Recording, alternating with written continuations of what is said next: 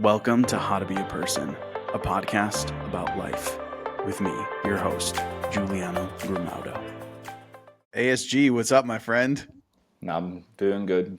How are you? I'm doing well, man. Thanks so much for joining me.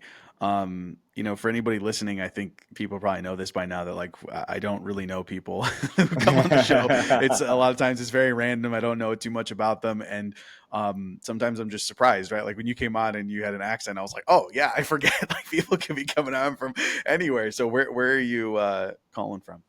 I am from Ireland, a place called Belfast. It's kind of a weird accent you get because you're kind of split between two different types of people. You've got the northern and the southern people living in one area, so you pick up all bits of it. Because I listened back to my old episodes a few days ago, and my accent's changed so much already, and I think I'm getting more Irish, which is a little bit annoying, but that's where this beautiful accent comes from. Well, that's cool. So I'm assuming you grew up there if you have such a thick accent.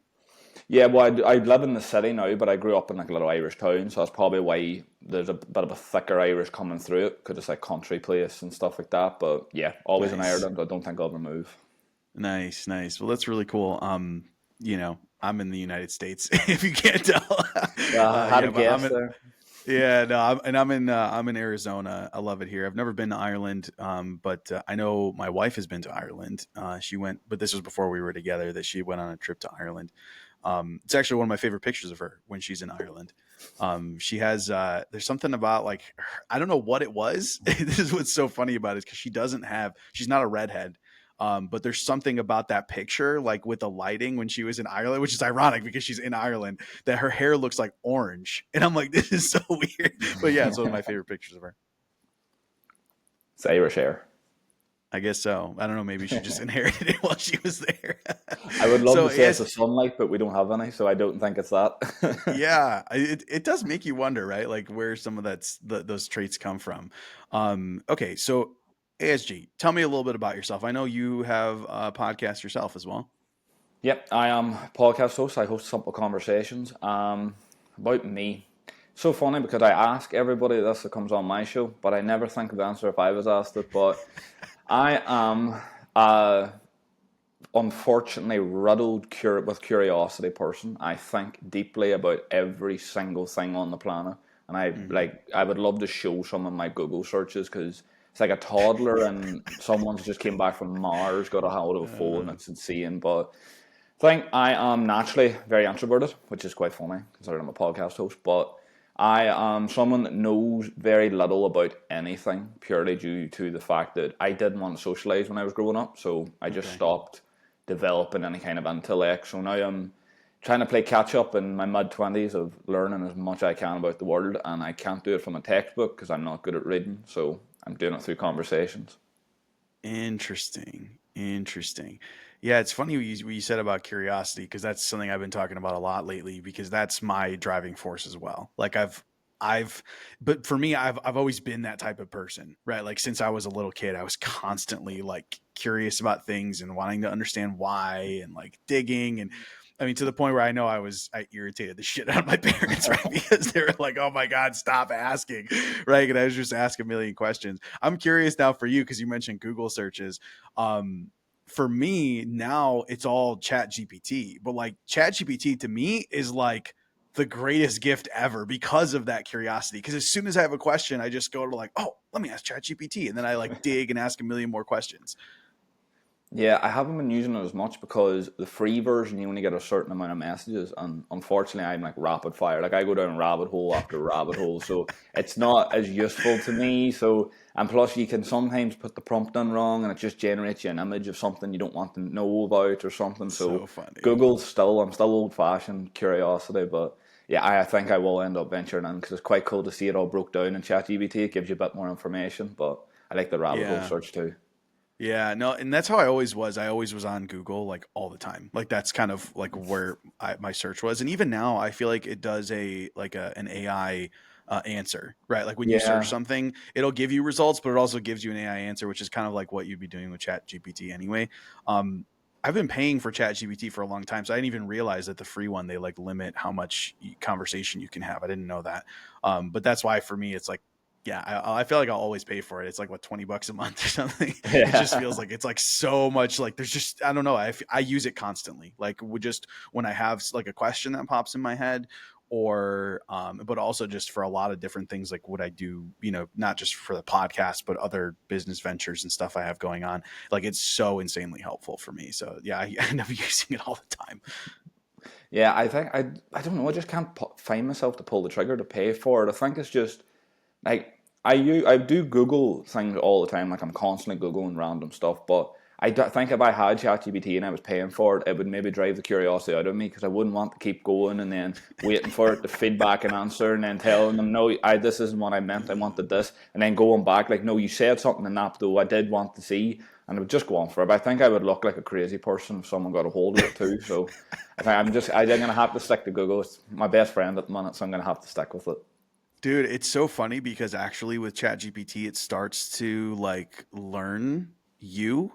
And Mm-hmm. I almost don't like that. Like sometimes I'll like, it's like, okay, so sometimes I go in there and I'm looking for something and I purposely set it to like there's like a private setting where it just kind of is like, hey, this is like a standalone thing that's not going to be remembered. And it's like a temporary conversation that just goes away afterwards. I do that so much because it's exactly what you said, where like you'll start talking to it and then it like remembers things, and I'm like, I don't want people to be seeing all like I don't even want this to be part of like, what Chat GPT knows about me. I'm just curious and I'm like going down this rabbit hole.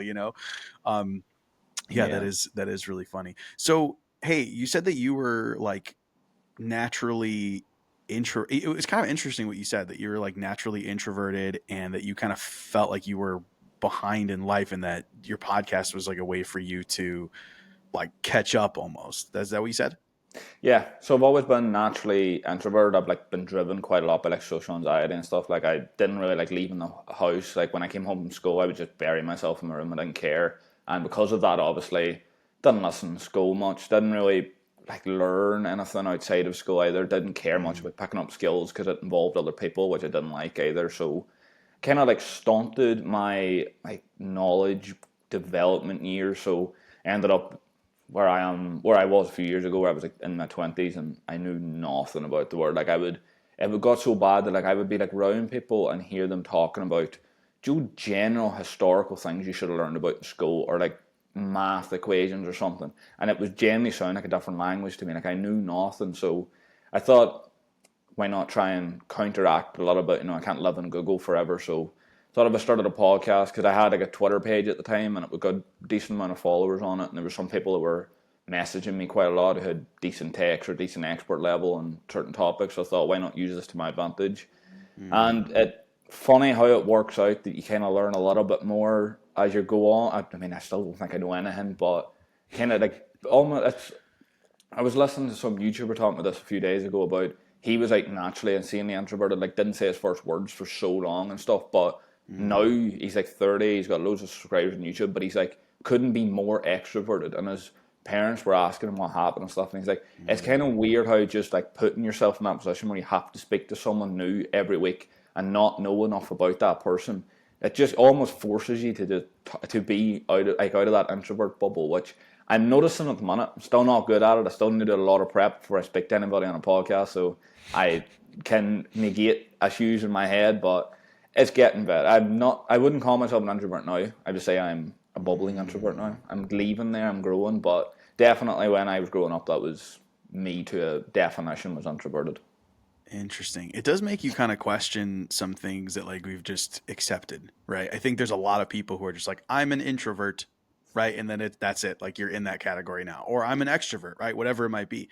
And I remember when I first heard those terms thinking like, I don't know, which one am I? Because there's certain situations, obviously, right? Like when I'm on this podcast, it's like, okay, I'm obviously very extroverted. I'm asking questions. I'm, making conversation. When I have passengers in the car while I'm driving Uber, right? Like I'm making conversation with people. It's very extroverted. But then there's times where I think, right, sometimes someone like would get in my car and I didn't want to talk at all, right? And so I just would be like, hey, how's it going? Okay, great. And that's it. And we wouldn't talk the whole ride. Or like if I go to like a party or something, right? If there's someone that I'm really close with, yeah, okay, I'll be talking with them. But if not, I'm usually kind of just standing off to the side. I'm more of like an observer, right? And so what I found was that like I I would display extroverted behavior in some situations and introverted behavior in others. And I noticed that, like, okay, maybe it's not exactly what everyone says it is, right? Like, we like to put ourselves in boxes because it helps us to like organize how we understand the world, right?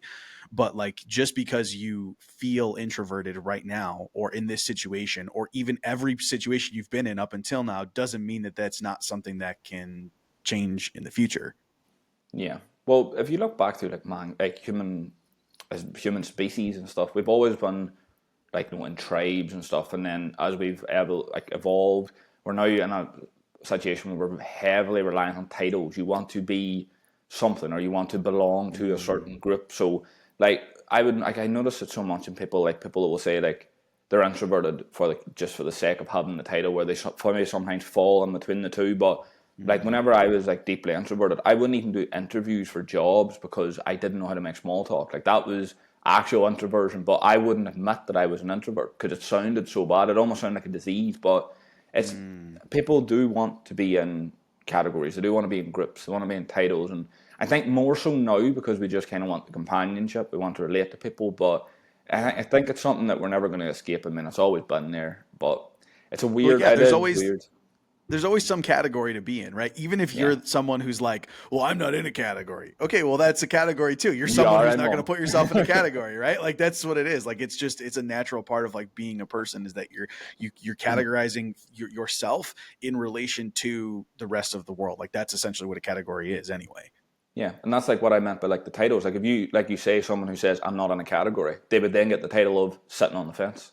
So you're Yeah. branded with something regardless. It just depends what you want to be branded by. But there no I think now especially where social media is so big, it's kinda hard to put yourself in a box now. People don't want to be in those groups because I was listening to Billy Joe Thornton on Joe Rogan a few days ago and he went like if you spend enough time on the internet trying to find blueberry muffin recipes, you'll find a reason why you're an asshole. So you go into a group now, and eventually you'll find a reason why you shouldn't be in that group or why it's bad to be that person. So it's kind of weird. We're trying to get out of titles, but we can't escape them because we have to have them. Yeah. Yeah, I remember seeing this reel recently on Instagram that was saying something like, so what's funny is I'm kind of like, defeating the purpose by saying this, but it was showing like it looked like an empty hot tub, okay? And it was in I want to say it was like in a lanai or something like that. Like it was like, an area that had like a netting around it. And it was basically just showing this in the video and the guy was like the exact opposite of what I just did. He's like, don't put a label on this, right? Like, don't call it anything. Don't like put it in a category. Just observe it and just try to like get the essence of what this is without putting words to it. And that was kind of funny to me. Like, in not in like a oh that's stupid, but in like a oh that's really interesting because we do tend to like immediately put labels on things, and I think part of it has to do with communication, right? Like we're like in order to be able to tell you right in me telling you what I saw, I can't just tell you I can't just take what I saw in my mind and give it to you. I have to turn it into words to then be able to tell you those words so that you can then make a picture in your mind as well.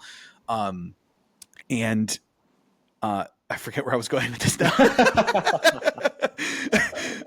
But the point is that like we end up like we do put labels on things and we do put things into categories. And for me, so here's my thing. For a very long time, I have been kind of resistant to things that put you in categories. So if you can't tell, right, like with the introverted extroverted thing, that was something that when I first heard it, I thought, oh, okay, that's interesting, but I don't know where I'm at on that. And actually, to be honest, that doesn't make sense because sometimes they feel this and sometimes they feel that. And so I didn't want to be in that category. And then, you hear about like the Myers-Briggs personality test or the Enneagram test or, people like astrology, right? Like your star sign or whatever it might be, right? All of these different things that like people put themselves in these categories. And what I think those things are very attractive to people for a couple reasons, right? First of all, it allows you to put yourself in a category and like you said, you get to feel like you belong, all of those things, but it also like helps you to kind of like understand yourself.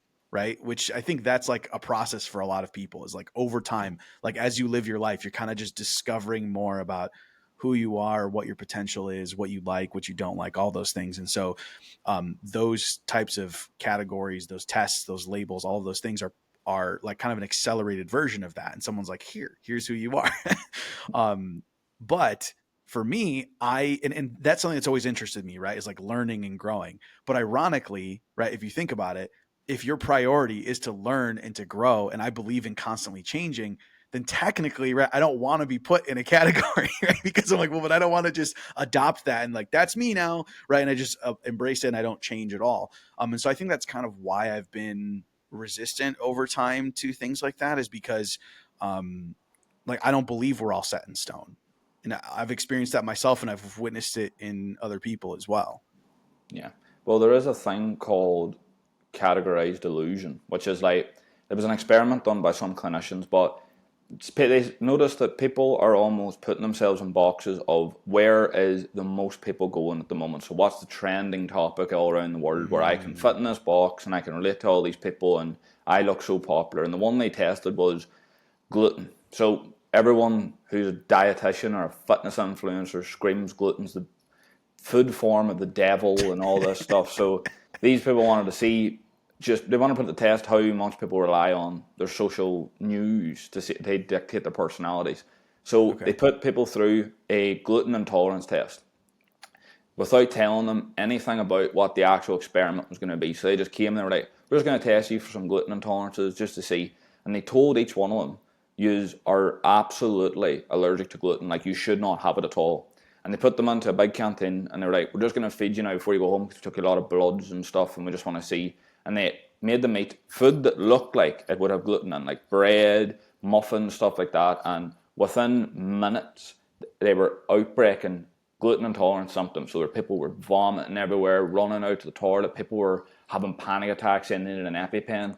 And whenever they all were screaming and crying in this canteen, the person who was leading the experiment walks in and goes, you probably should stop now because we have literally made this menu with zero traces of gluten in any of the food, and we just done blood tests at the beginning. So this had nothing to do with testing you for gluten, nothing to do with testing you for any allergies. We had convinced you you had gluten allergies because we told you at the beginning of the experiment gluten's so bad for you. And they had all convinced themselves they had gluten intolerances. They convinced themselves the bread they ate was going to kill them, that the muffins were making them sick. But in reality, there was no gluten in the entire bowl, and they scrubbed everything. They made the food specifically to have absolutely zero traces of gluten. But it was just to prove that because everyone's talking about these dietary requirements, everyone believes they have it. It's like the lactose intolerant thing. 90% of the world's probably not lactose intolerant, but none of them seem to drink milk anymore.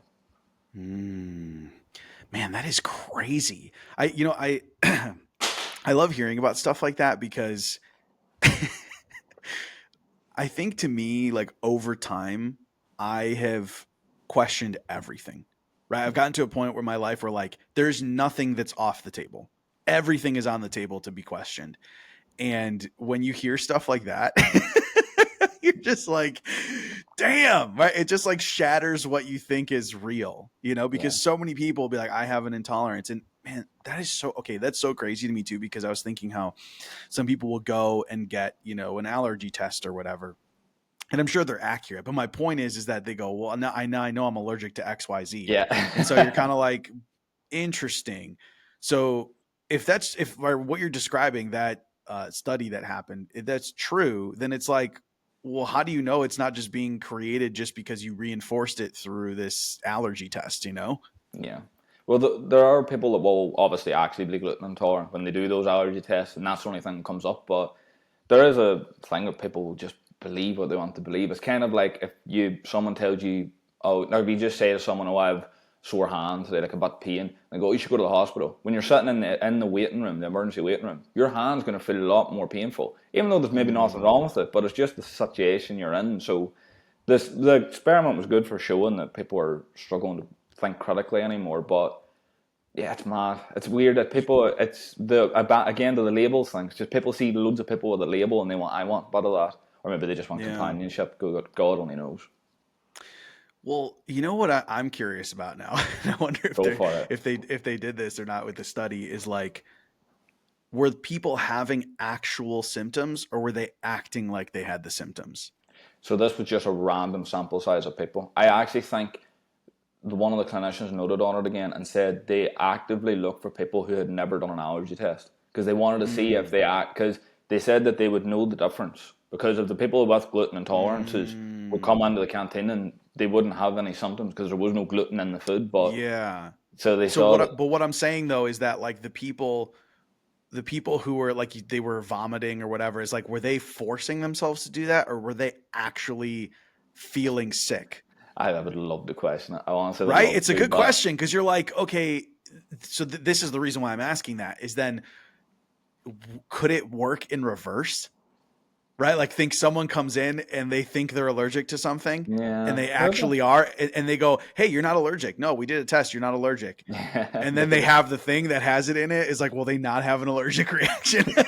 Well, everybody listening now with any kind of allergy or like any kind of reaction to anything's going to be questioning themselves now. So it's a good study to bring up. Right?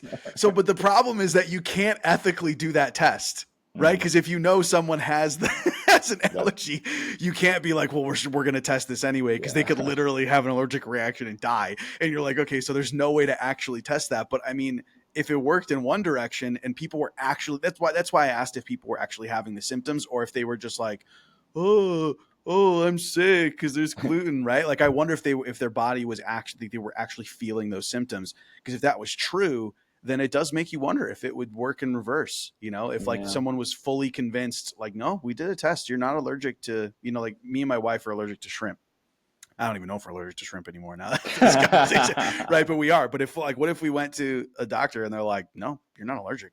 No, you can have shrimp. It's like, oh, would I still Yeah. have the same allergic reaction or not? It's kind of interesting. That's maybe why they done the study this way and not the other way, just to be Yeah. cover their own backs because they knew that these Yeah. people were lying. But Yeah, exactly. Exactly. It's interesting. Um, and there was something about that had popped in my head and now I lost it. Oh yeah, because obviously right, I'm looking at it from like the like almost like the placebo effect kind of angle. But it is interesting when you talk about like what you were saying, where it's like people want to be part of a group. If you've ever wondered how I find all these awesome people to come on the podcast, the truth is I don't. I use a service called Podmatch. It works a lot like a dating app, but instead of connecting people romantically, it matches podcasters and guests. You set up your profile, and every day it sends you new matches. All the messaging and scheduling happens right inside the app, so the whole process is super simple. So if you've got a podcast and you need great guests, or if you want to get more exposure and be a guest on other people's shows, Podmatch is the easiest way to do it.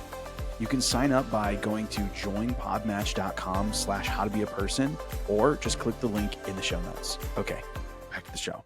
And I know, sometimes we don't have to get into like specifics of politics or anything like that, but I do think that like that is part of politics as well. Is that like when you pick a party, right? When you pick an issue to stand on, you're now part of a team of people who all believe the same thing. And it's like we got each other's back and we support each other and blah blah blah. And it's just kind of like an interesting phenomenon, right? Because really, it's like, well,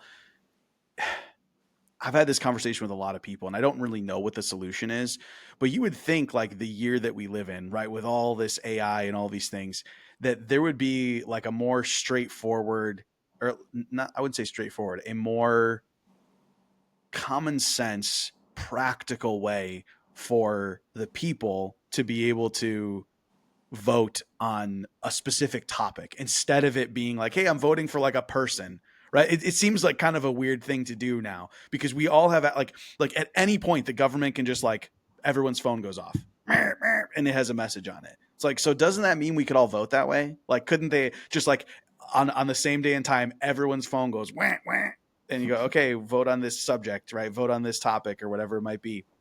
It's just kind of interesting to think about, right? Because we right now we vote for people to like represent our opinions, when in reality, it's like gathering everyone's opinion is probably easier than it ever has been at any point in human history. Yet we're still relying on someone to represent what we want instead of just telling exactly what we want.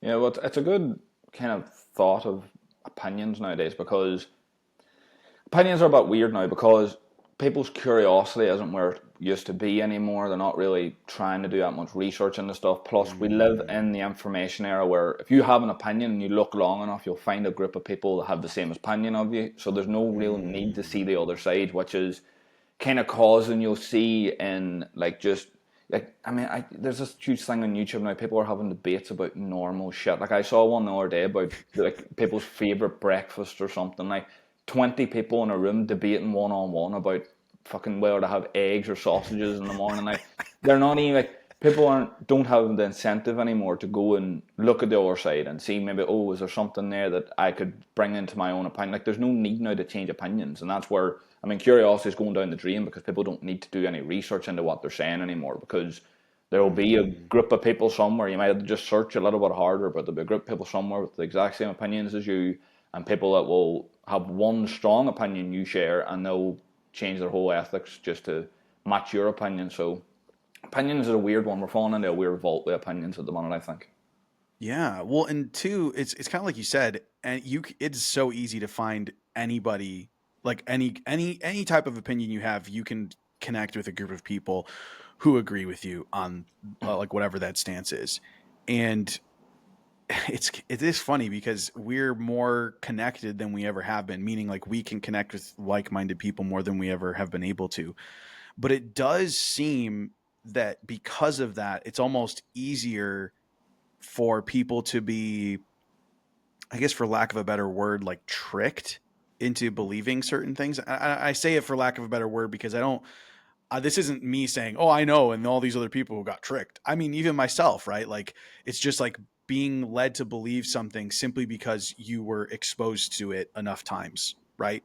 Like that's ultimately how you change someone's mind is you just continue to expose them to that like idea over and over again, and eventually it's like, hey, that kind of makes sense, you know. And if we just keep seeing the same messages or the same things over and over again, it's like, well, eventually we, start to consider it and maybe adopt it.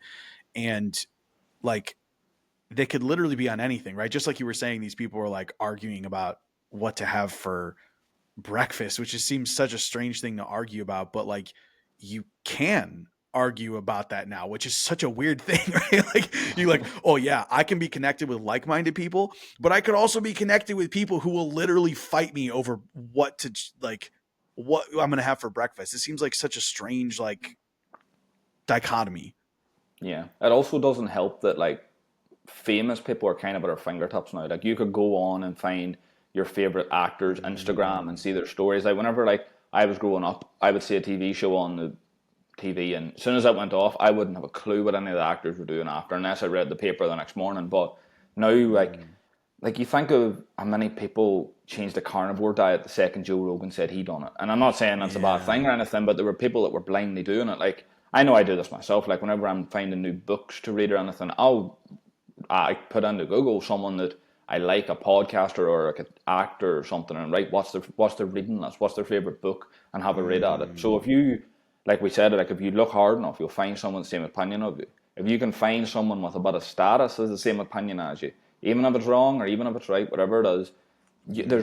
there's even less of an incentive to change it. That means if they come up with their opinion about something completely different, you're more than likely going to have that opinion too. Because like you look at them as a role model, and it feels now like they're at your fingertips. Like how many famous people vlog on YouTube, and you can see what they do in an entire day. Like if they come out and say their opinion on cereal brands, it's almost guaranteed everyone watches their vlogs, goes and buys that cereal the next day. It's Yeah. the status thing coming into it too. Yeah, it is kind of a strange it's a great point. Like when like even just 10 years ago, it's like you didn't know what, and maybe a little bit longer than 10 years ago. It's like you didn't know what anybody who had like a high status, right? High status meaning like someone famous in some shape or form. It's like you had no idea what they were doing outside of like the thing that you know them for. And now it seems like we know like everything about these people.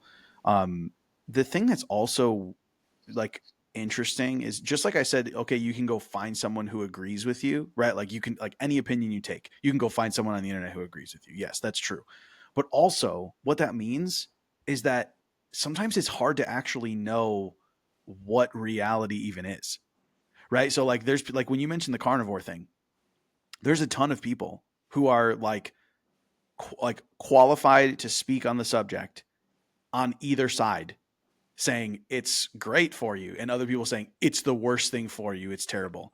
And so you're kind of like, what am I supposed to believe anymore? Because it really feels like you, like if you go look, like you will find, right? Because we're talking about, oh, if you're trying to find community, you can find someone who agrees with you. But when you extrapolate that out, it's like, well, you could literally make an argument for either side of any issue, and you can find a ton of information supporting that side of the issue.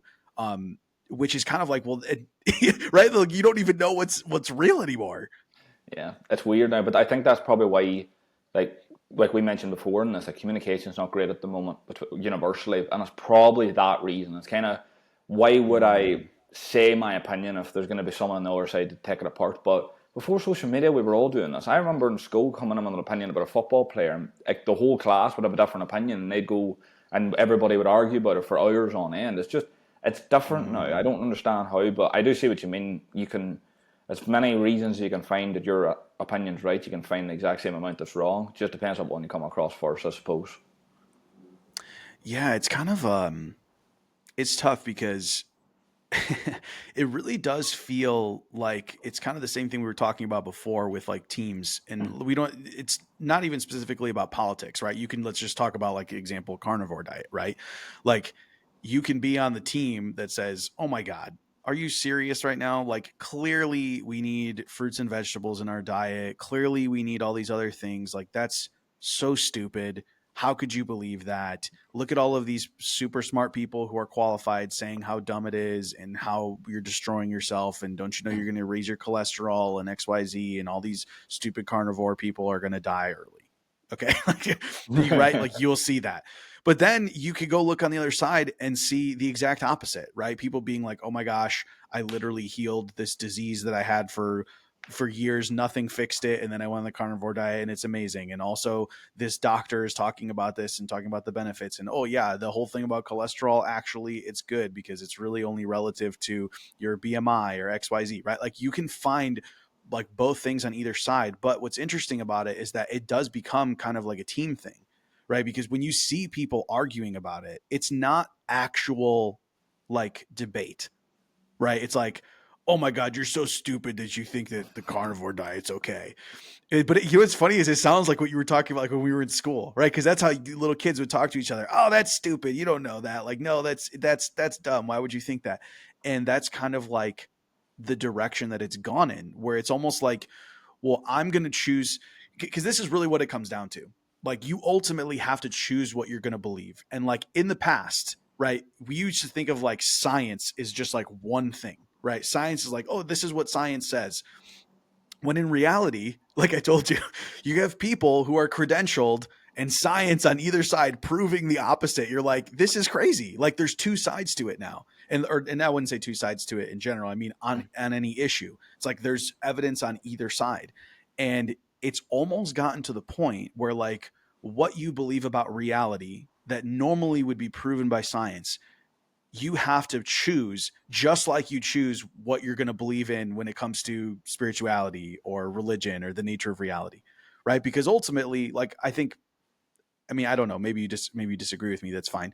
But like I've gotten to a point where I realize anybody who is part of any religion, like that's what it's just simply they're choosing to believe that this is what reality is, right? Everyone who's in I mean, not everyone, right? Most people who are in a religion are like, I believe this is true. And if you believe it's true, understand that like everybody in all these other religions all think the same thing. They all think that they have the true religion. Otherwise, they wouldn't be doing it, right? Right? They wouldn't think that, they wouldn't be like, this is the religion I am. But my point is that people in religion, they're making that choice, right? They're saying, you know what, based on what I know, I believe this is true. And like it's gotten to the same point when it comes to things that normally we would just assume that there would be scientific evidence to prove. Again, like carnivore as an example. I'm going to choose to believe that that's stupid, and, you know, like anybody who does that is dumb, and like I would never do that. Or I'm going to choose to believe that, yeah, no, it's good and it's backed by science and I'm going to do it. But it's just a choice. Does that make sense? Yeah, makes sense. And there's so many different avenues it falls into. I mean, the one I keep seeing, I keep thinking of in my head is like the whole people that get motivation off of like quotes on Instagram or the fancy 15-second edited TikToks and stuff, but they never go and do Yeah. anything. And it's that thing Mm, of you can use the internet to an extent. Like, I mean, I don't think it should be your entire personality or research paper. Like, I wouldn't imagine there's a lot of like, there's a lot of real terrible information out there and by people that sure. have no idea. Like, I mentioned this before now, especially with AI coming out. There are going to be a lot of people in the next 5 years, experts writing papers and writing articles about stuff that have never ever studied it. They're putting in the chat GBT, find me all this Mm, information, and they'll write about it. And then on the flip side, there are people that are genuinely an expert in this in these different categories. Like there are people that have studied their entire lives. It is their entire life philosophy. They've done workshops on it and stuff. But if they've got 10 followers on social media, no one's going to listen to them. No one's going to care. They're going to think, right, mm, well, we'll go back to carnivore diet. Someone comes out and says, you know what, it's not great for you. You need this, you need that. I'm a trained nutritionist. I've studied health and food for 30 years, but guaranteed they'll get one comment.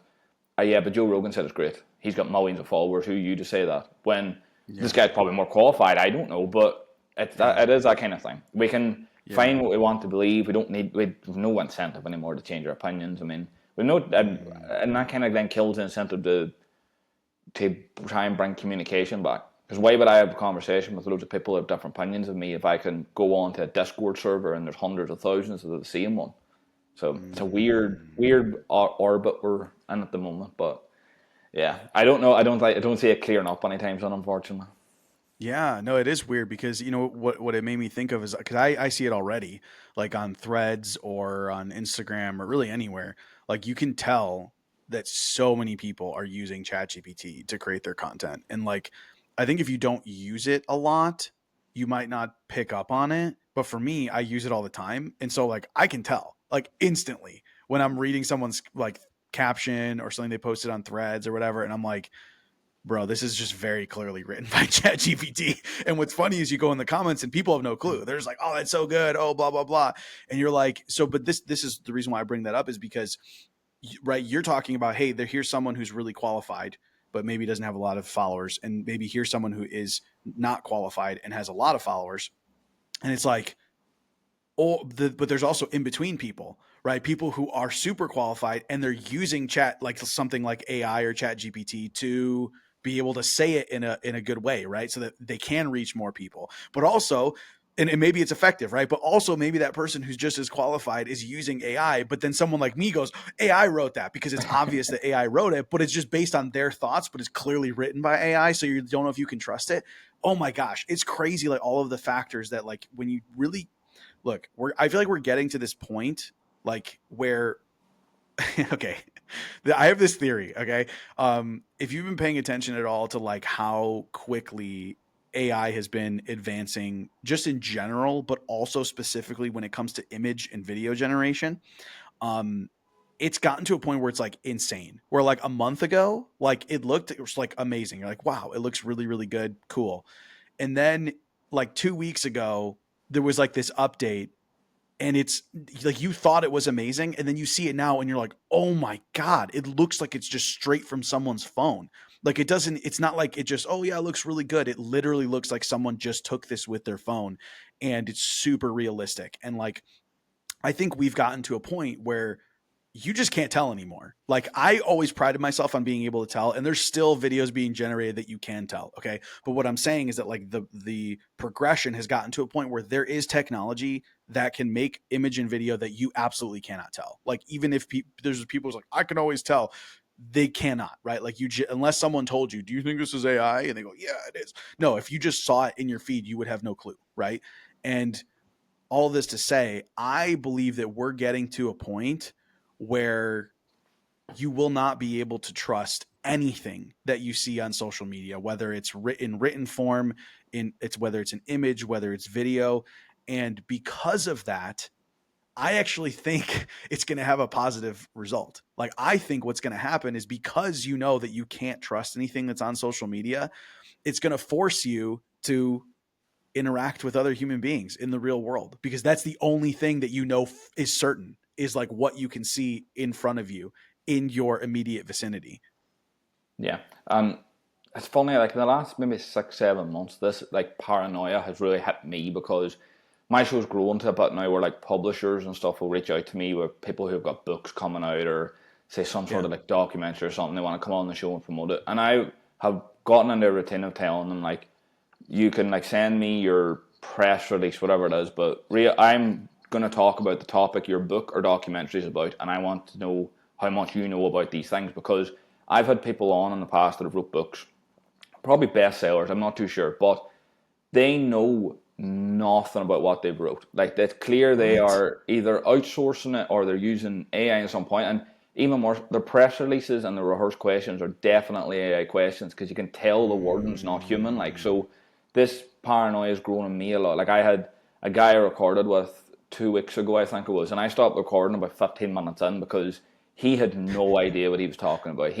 And I Wow. went then and looked at his book online, and he just kept repeating the little blurb at the back, and he must have rehearsed it so much because then I looked at the press release, and it was the same thing, but it just like changed the word. It was almost like you put it into like ChatGPT and went change this a little bit to be a press release. Like it was so coded into the line, and when I asked him anything about the actual topic, he was like fluffing, he was delaying, he was like, don't want to talk about that, it's a tough subject and stuff. Like that's the book you wrote. You've released a book on it. How can it be a tough subject? You wrote about it, have you not?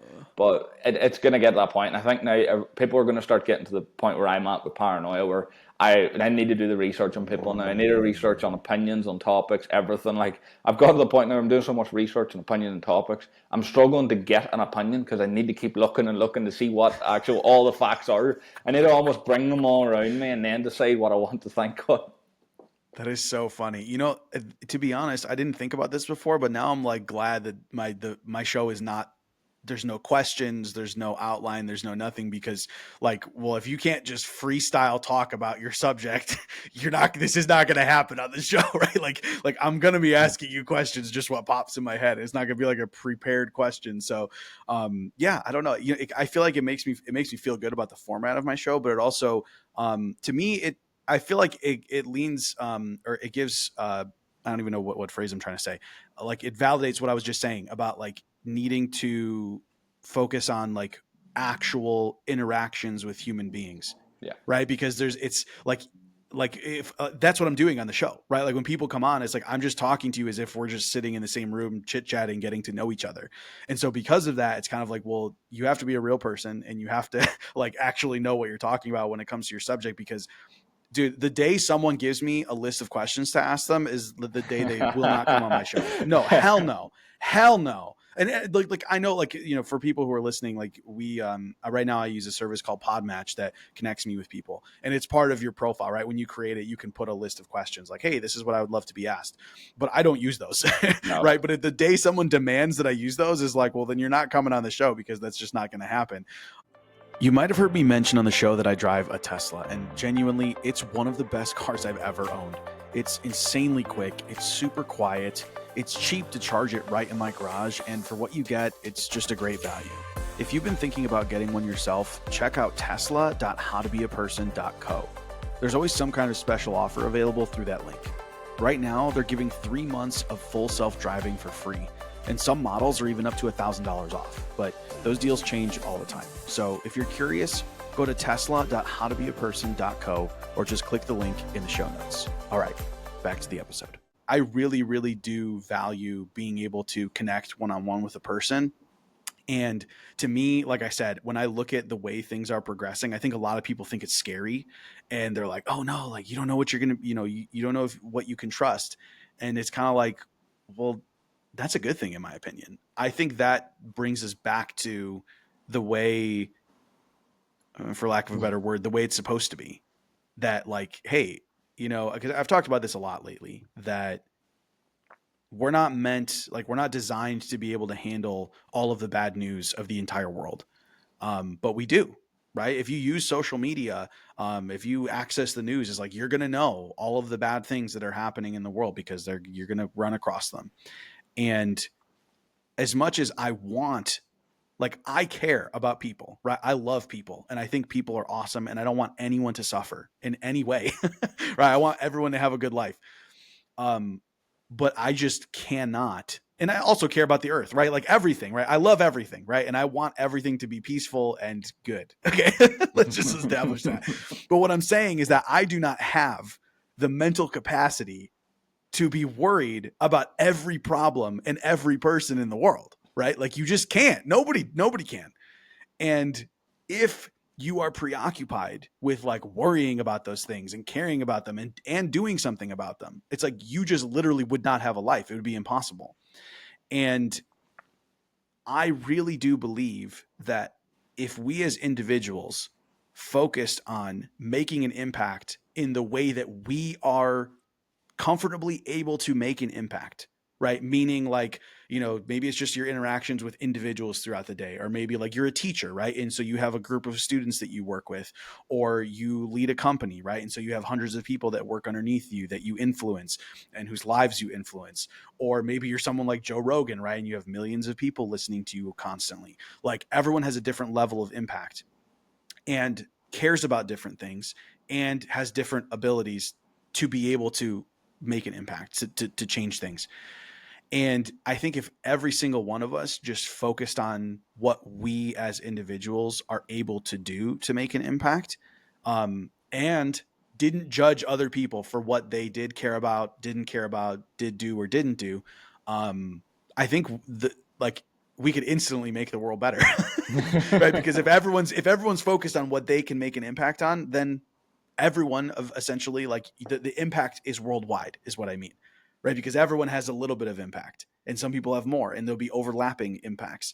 But if everyone does that, then the entire world is able to have a positive impact, if that makes sense. Yeah, I mean, it costs nothing to be good.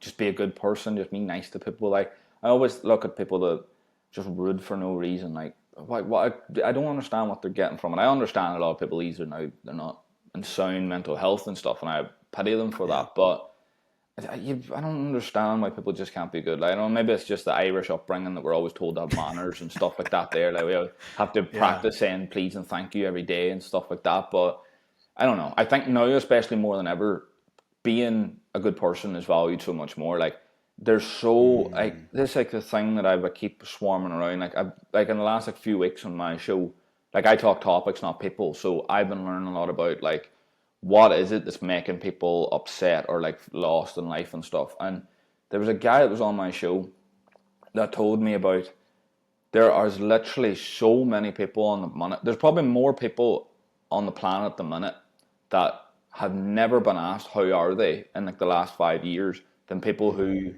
have genuine check-ins with like friends and family. Like it's he said that if he could find out the exact number, it would honestly would be staggering. Like we would all be overthinking how we're approaching life because I even then thought about it myself, like how many times in a week you would get asked how you doing or get asked actually how you doing, like not just oh how are Mm. you and walk on, like someone stands in front of you and says how you doing and waits for your answer, or people even just say oh I hope you have a good day, anything like that. Like it's almost now doesn't happen anymore. Like kind of going to the communication thing again, it might be something that's lost. Maybe it's something that with COVID and how we're now programmed to work from home and stuff, we've lost that because from Yeah. face-to-face communication isn't there. But you don't even need to do big gestures. Like, I don't need to be these people on the internet giving out hundreds of thousands of pizzas to homeless people and something. Just shake hands with someone every now and again. Say hello, how are you doing, things like that. Like, it's insane how those small things go a long way, but it's hard to program that into someone too because, like we were talking earlier, everyone's going to think your opinion's wrong. So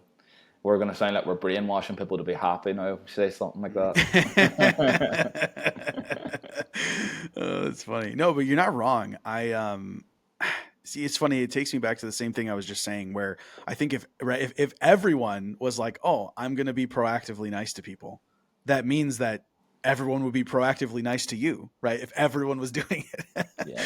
um, I think if I had to guess, like I actually believe that most um antisocial behavior like that, like not talking to people or being rude for no reason or just not like caring or not being polite or something like that.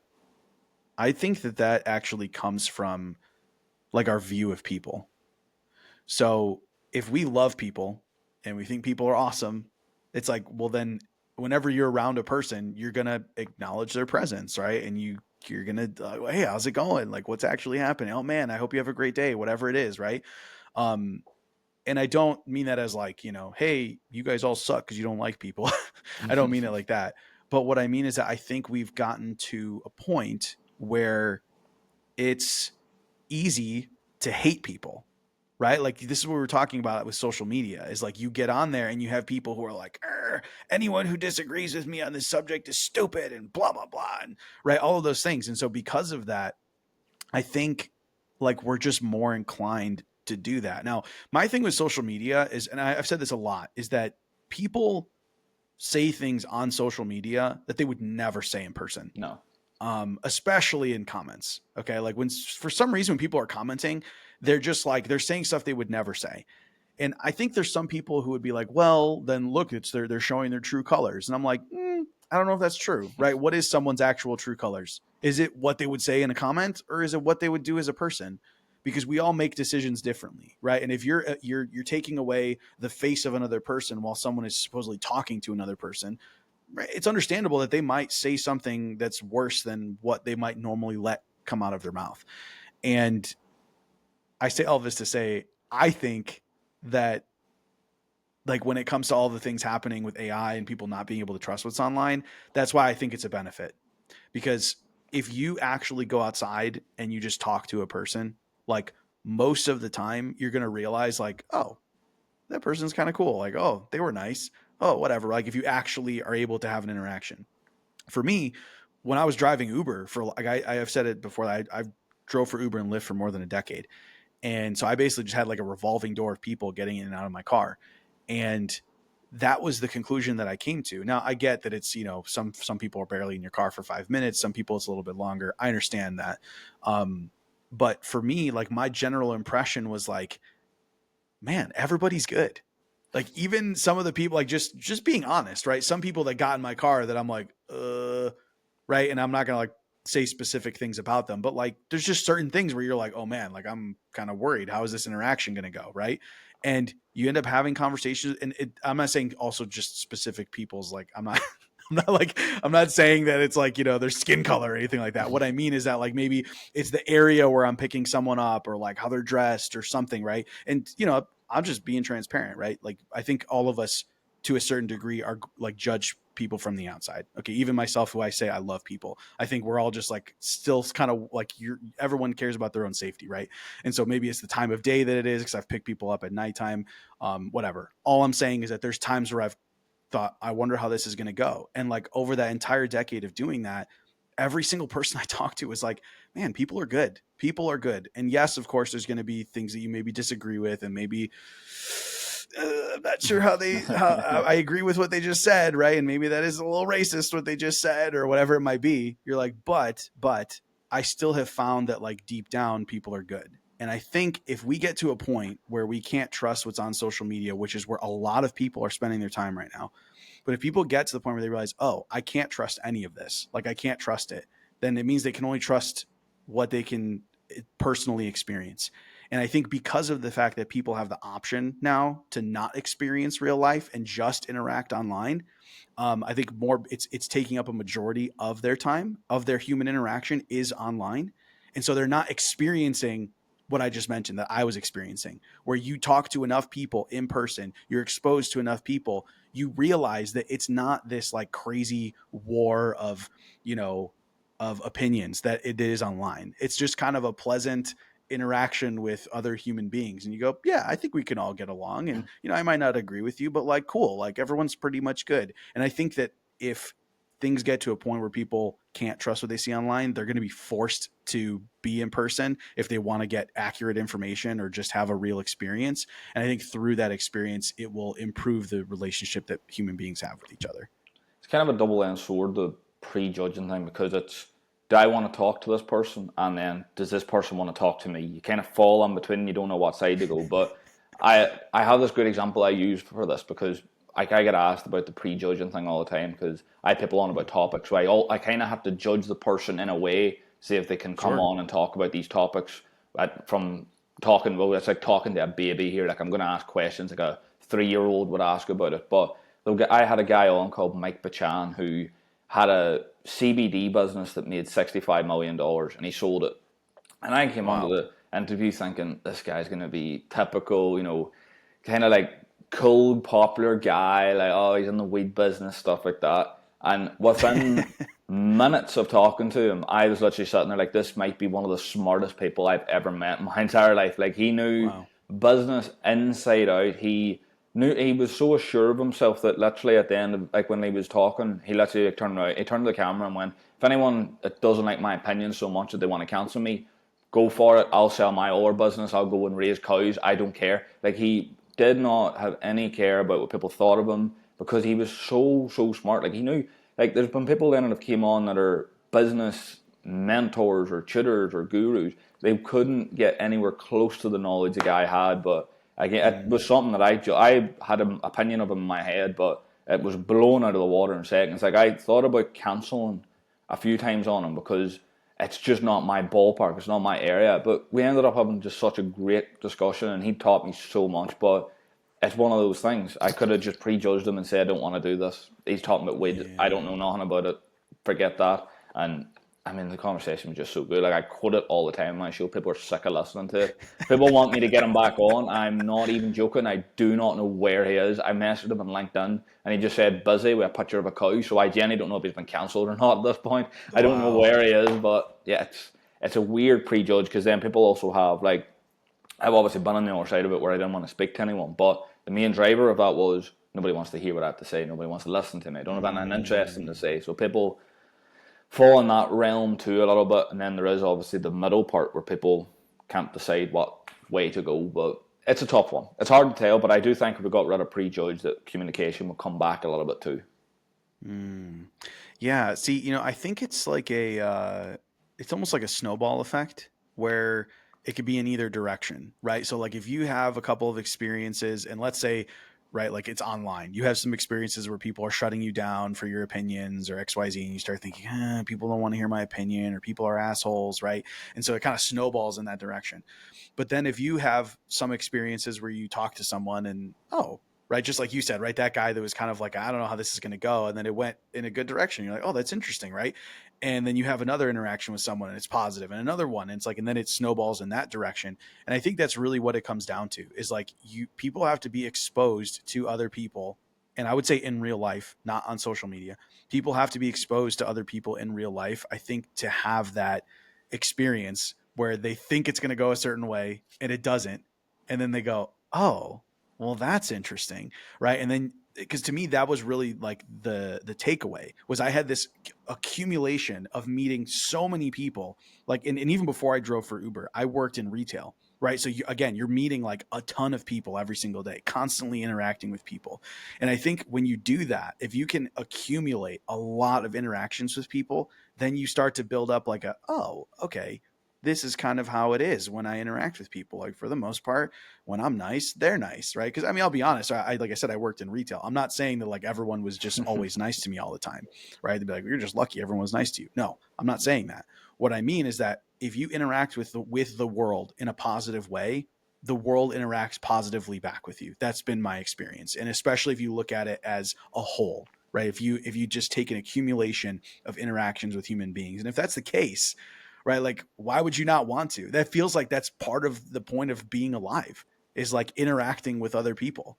Even yourself, right? You were like, I was super introverted. And now you're like, yeah, I'm talking to people all the time. I have this curiosity. And like, that's how you satisfy curiosity, right? It's like you explore, but part of that exploration is exploring other people's thoughts, opinions, viewpoints, all of those things.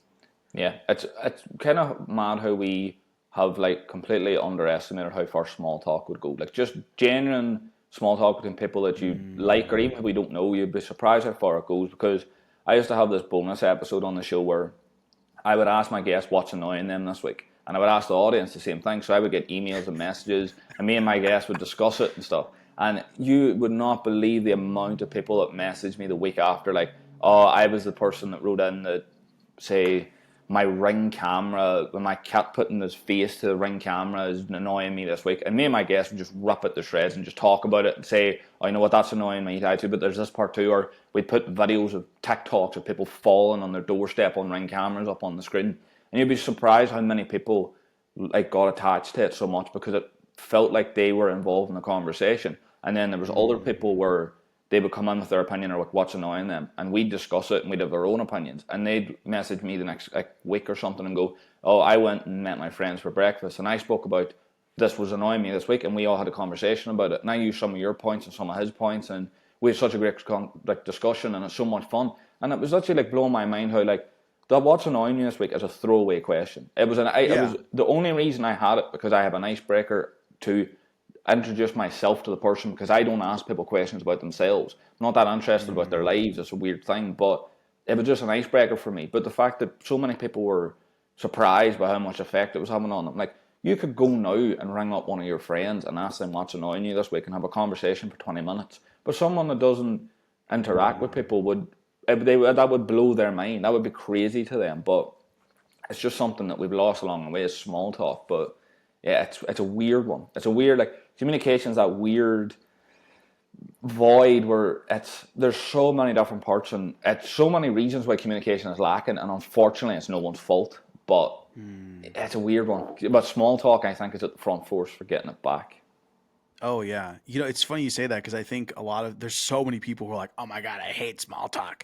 I hate small talk." And I'm like, well, I mean, I would agree in the sense that like I hate talking just for the sake of talking, right? If you're just like, "Oh, Yeah, we're just filling the air." Okay, that's a different story, right? But if you're talking small talk that's just like, "Hey, we're just kind of like dropping little," right? That's kind of what it is. It's like this funny little dance where you're kind of starting to drop little things about yourself that's made or you interject, you put your opinion in there or you share something or they share something and it's kind of this little bit of back and forth.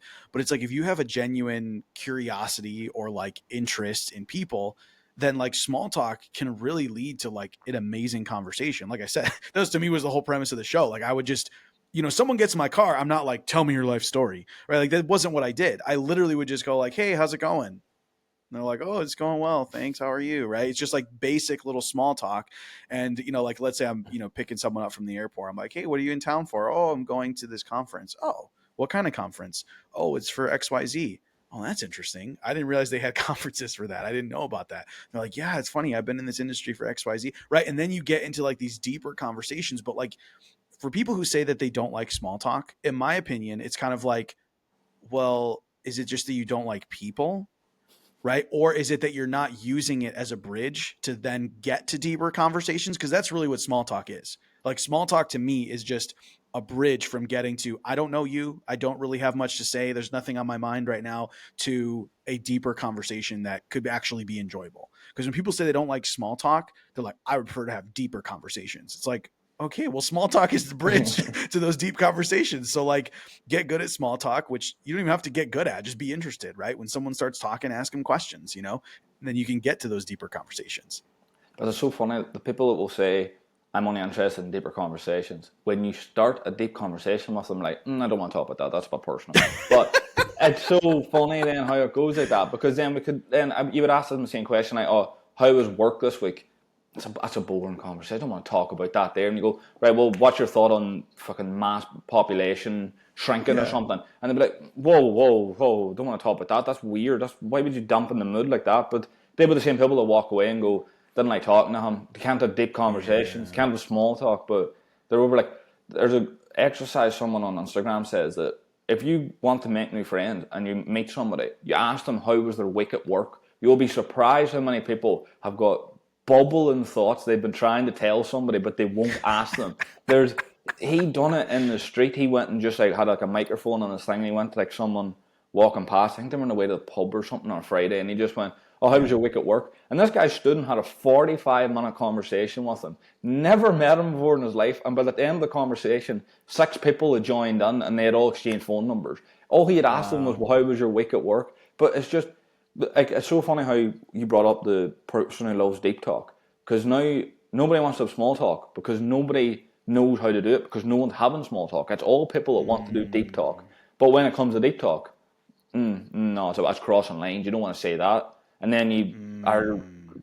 told that you're influencing people's opinions or something like that. Then, like, it's such a weird void it's in, but that exercise that I saw that guy do on Instagram was a great thing. Go up and think of the most mundane question in your head and go and ask one of your friends or someone that you Mm. have only, like your acquaintances with. You will be surprised how many of these people are dying to talk about something so boring because nobody will ask them. Like, I know I know the people around me that are absolutely dying to talk about a doctor's appointment they had 2 weeks ago.